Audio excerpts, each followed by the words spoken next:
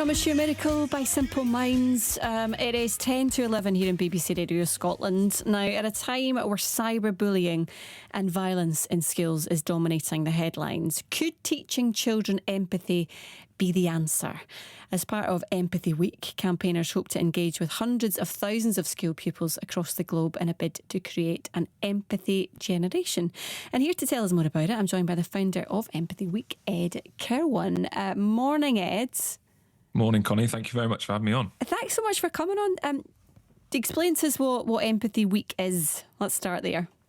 Yeah, great. So we're in our 5th year now, and ultimately Empathy Week is a free festival of webinars, films, resources, storytelling, events that explore the theme of home this year. So we have a different theme every year, and we are developing the skill of empathy in students aged 5 to 18 years old. And so far this year, we've got 830 schools involved across 50 countries, predominantly the UK, because that's where we're based. But yeah, it's all kicking off this week. Right. This sounds like the most basic question in the world, and I think I know the answer, but it's always just to check. What do we actually mean by empathy?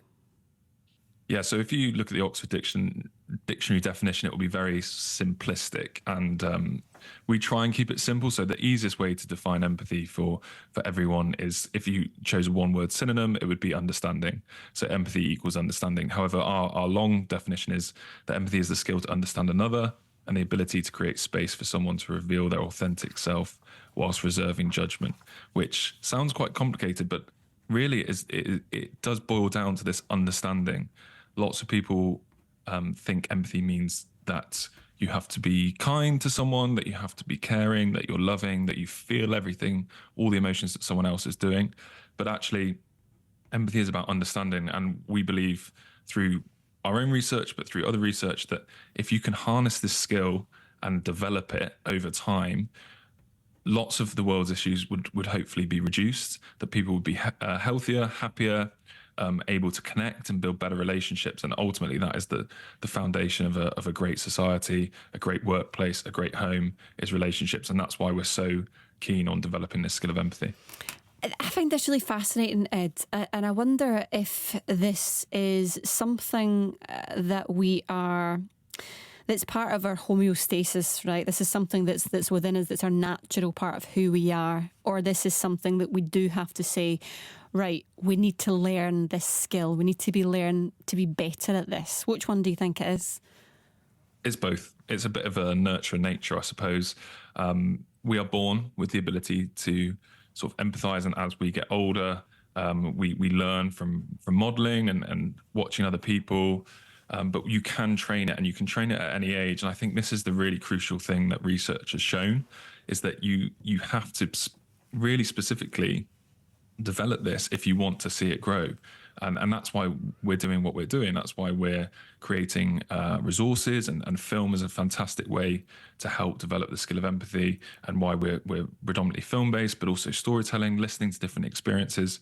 We ultimately all live in a bubble. My background is that I was previously a science teacher in North London, and then I became a filmmaker, and then I made sort of my two professions together to launch Empathy Week.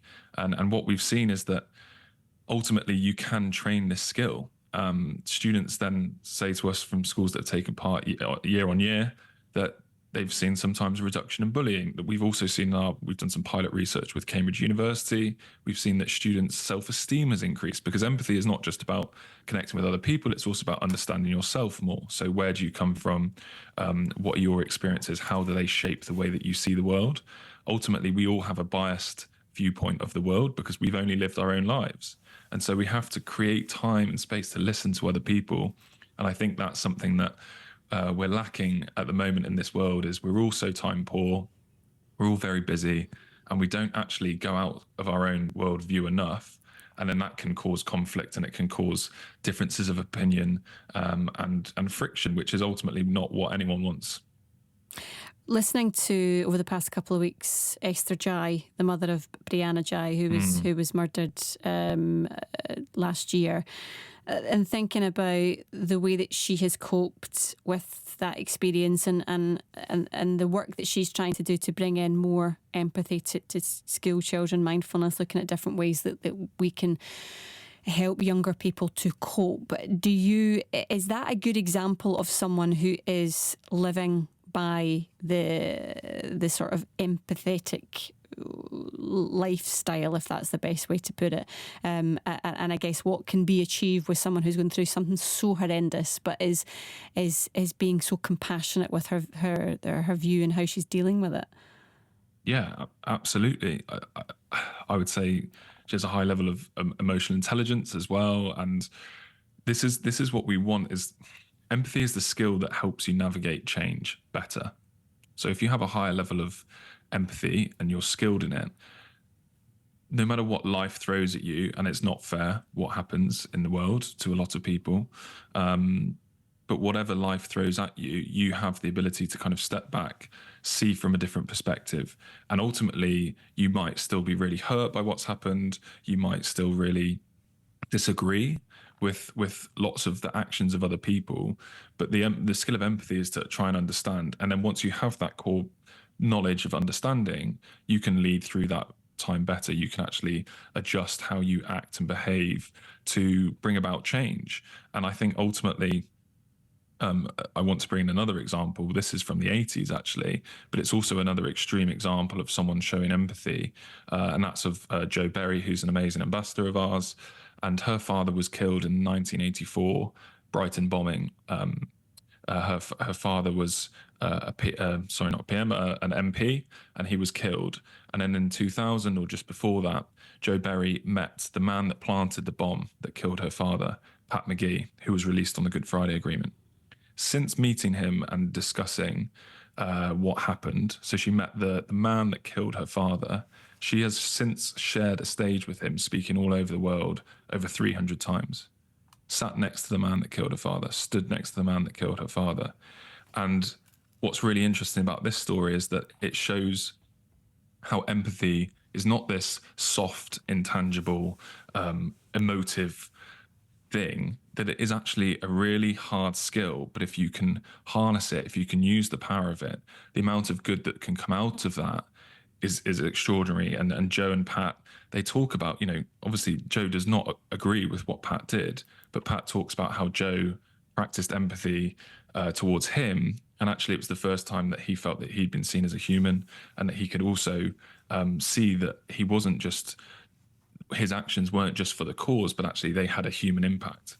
So empathy has a huge ability to bring about connection from two people that would otherwise, you would think, would want to. I don't think I could be next to the man that killed my father if I was in that same situation. So it has a huge power, and I think if we can train this skill, it is the skill to bring about world peace. That might sound a very big ambition and vision, but you can train the skill to navigate conflict, to bring about difference and unite people together. And ultimately, I think that's what we need in the world at the moment. And people talk about this as being a soft skill, which kind of, everything that you're talking about there kind of goes against that, I would imagine, as if it's something that's a nice to have instead of an absolutely, a thing that's completely necessary, given, as you say, what's happening in the world right now. Just briefly, we've only got about a minute or so left, Ed, but I want to know how can that be brought into schools, and how easily can that happen? Just briefly, and I know that's a big question to ask you to do, swiftly, but if you can. Yeah, it's not a soft skill, it's a human skill. With the increase of technology, companies, the World Economic Forum put out a taxonomy for education, a blueprint for the future. It talks about human skills as the fundamental piece for this. What we do in schools with Empathy Week, and any school anywhere in the world can access this for free. If they go to empathy-week.com, we provide these resources. Having been a teacher myself, teachers are time poor, so we provide film-based assemblies, speakers that are on demand, live assemblies. All of that's happening this week. And if you're listening to this and think, oh, I'm too late, I've missed it, absolutely not. You can come and join. You can use the resources next week and the following weeks as well. But we have to train this skill. You can't have great leadership, creativity, innovation, resilience, emotional intelligence without a foundation of empathy. Okay. It is the number one fundamental skill, and that's why we're teaching it. Great to speak to you, Ed. Thank you so much for your insight this morning. Ed Kirwan there, Empathy Week founder. The news at 11 is next. On digital